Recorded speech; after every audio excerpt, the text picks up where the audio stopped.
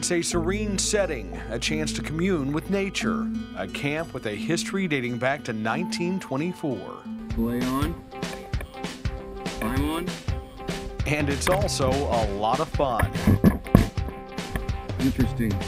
From our videographer Harry Walker making his way up this climbing tower and then trusting the strength of a person holding onto the rope to help him down. You sure?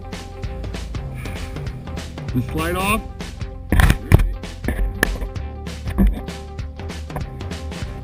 To canoeing on the water. There's a lot to see and do here.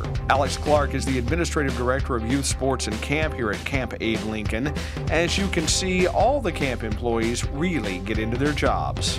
As you can see, one of them is our tower that we are currently standing on. It's a 50-foot climbing tower. Our other big camp activities that we like to make sure all kids participate in is canoeing, archery, horseback riding, and then a lot of team building. And we also have a fabulous game called Gaga, which is very popular with the kids. I'm sure a lot know about it. So.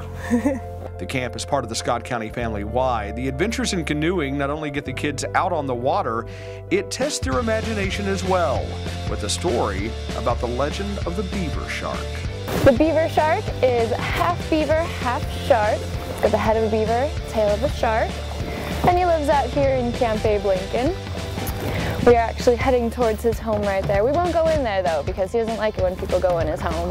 That's where the beaver shark lives. Yeah, he doesn't like it when people go in his home. While the summer fun is mainly geared toward kids, it's also a great place for adults. Many companies use Camp Abe Lincoln for team building exercises. The Scott County Family Y is a great partner in promoting happy, healthy families. Reporting for QC Family Focus Magazine, I'm Mike Mickle.